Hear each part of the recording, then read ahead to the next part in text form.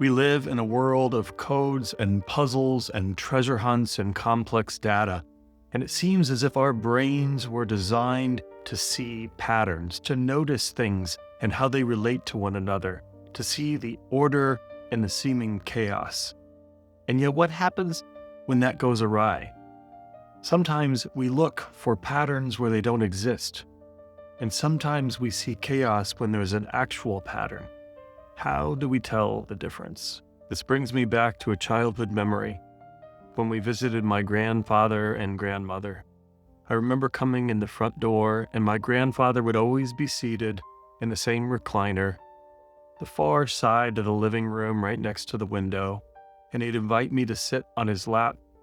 He was always wearing a linen plaid shirt with khakis and some work boots, the same clothes that he wore to work he also wore out in the garden, and just to sit and read and to invite his grandson for a time of storytelling. And each time I would sit on his lap, he would tell me fantastical stories about things that he saw and experienced.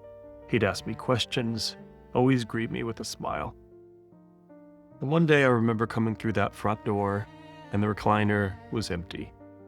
My grandfather had passed away, and we'd arrived this time not to meet my grandparents, but to help clean out the house. I was drawn to my grandfather's books. We went over, and one side of the living room was filled with boxes of books that were being packed up. I looked at one stack, and it was all of the religious books of my grandfather. And there was one in particular that I picked up that intrigued me. It was titled The Antichrist. So I grabbed the book, and I curled up in a corner, and I began to read. The author had done careful, detailed study, and he discovered that the secret to the Antichrist was hidden right in plain sight, in the actual name of the individual. So the author proceeded to explain that all you need to do is to come up with a very simple code. You take the letters of the English alphabet, A equals 100, B equals 101, C equals 102, D equals 103, and so forth all the way through. Then, if you take the letters and the name of this person and you add them up, you get the number 666. What was the name of the person? Adolf Hitler. This was a book that was written during World War II. It was a pastor who was arguing that we were in the end times and that Adolf Hitler was indeed the Antichrist. There's a word for this. It's called Apophenia. It's where we see or discover patterns that don't actually exist, and we convince ourselves that they're true. We were designed as humans to see patterns. In fact, it's a survival mechanism. You need to notice that grass that's moving because it could indeed be a predator that's ready to take you out. We were designed to notice patterns and to see things, to appreciate beauty, to see the order in the world, and that's a good thing. Sometimes that very system that was a gift and was designed to help us and benefit us can become a curse. It can lead us to see things that don't exist. It can lead us to create patterns. It can lead us into what people talk about sometimes today as a conspiracy theory. Umberto Eco explores this theme of apophenia in a book called Foucault's Pendulum. In this book, there are 3 bored editors who decide to come up with this idea. They take a series of maps and laundry receipts and other items, and they use it to construct a completely fictional story. They identify patterns across the disparate data sets, and they describe this secret that's occurring in the world all around us. Only there was another group, an actual occult group, was following their work and believed that they had caught on to something. And that group was interested in finding the secret, the answer. So one of the editors, that's a character in this book, also started to believe and lean into this mystery that they had created. And at one point he got kidnapped by this occult group, and they tortured him and threatened to take his life if he didn't give them an answer, the secret. So here we have the editor in a precarious position. He knows that it's fake. He knows that it's all made up. So what does he do? Does he just explain to them that it was a figment of his imagination? It was a playful game with two editor friends. Would they believe that? Would they accept that?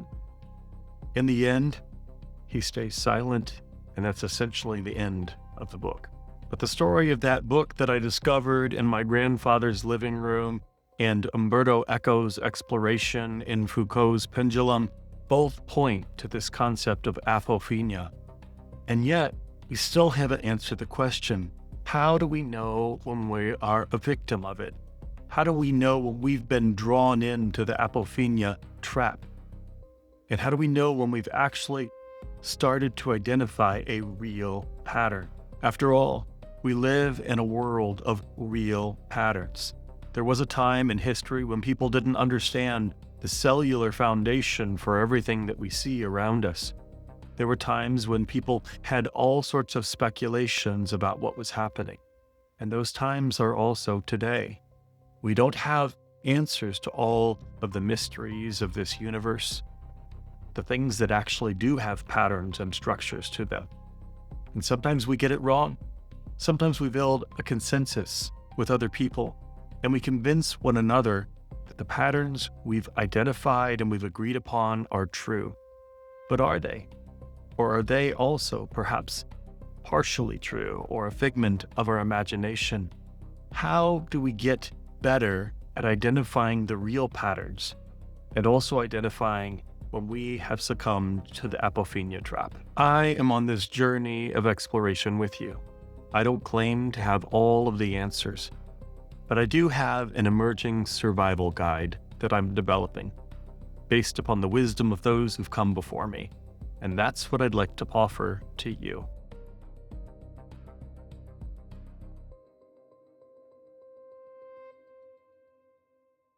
There are 5 simple questions or concepts that we can use to help us better ascertain whether or not we are indeed making up a pattern or seeing one that actually exists. The first concept is the idea of internal consistency. Do I have something that's an actual master key and helps me make sense of things and how they relate to one another? Or does my solution require me to come up with further arguments and explanations to extend the story in order to make sense of all of the anomalies? The second is falsification. How could you prove that you were wrong? How would you know if your theory was false? One of the things that's interesting about apophenia is it is resistant to facing the facts. And it draws us into coming up with all sorts of excuses and explanations to keep the theory alive. But falsification invites us to actually seek truth, even when it hurts, even when it's uncomfortable. The third is a question of universal application. How narrow is my theory, and does it really only hold up for one small, narrow thing, or does it explain more? Is it a concept that has broader universal value? Now, it doesn't have to apply to every situation, but oftentimes when you're onto something, it is a system or a structure that has order beyond that one narrow, specific thing that you're dealing with at that moment. Not always, but often. The fourth one is the question of predictive power. If you're in the world of apophenia and you have some kind of made-up story, it will be very ineffective predicting what will happen next.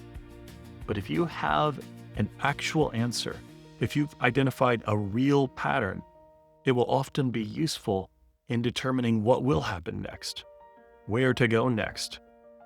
It leads to another truth. And the fifth one is narrative humility. In apophenia, we find ourselves defending our ideas. We defend them with our life. We sometimes believe that our reputation is at stake. And it's the opposite of humility. We lean into a kind of hubris about the idea and the concept. We defend it with religious fervor. But narrative humility is different. We acknowledge that we may have gotten something wrong, that maybe there's more to the picture than what we can see right now. We acknowledge that there are different viewpoints and different perspectives, and that there are parts of the solution that we have not yet figured out.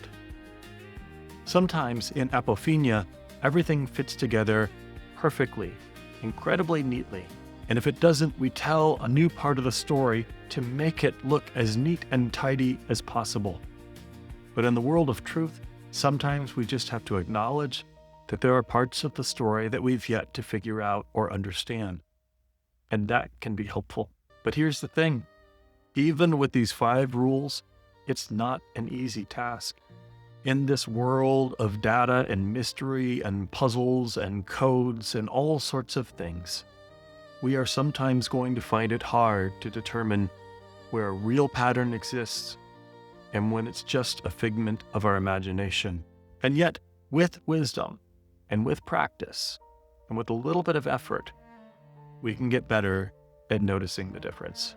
When I sat on my grandfather's lap in that chair, he introduced me to a world of wonders, a world of mysteries, a world of stories and meaning and purpose and design. If we're people who really value patterns and design and mystery and wonder, we also take the time to distinguish between those that are real and those that are just a figment of our imagination.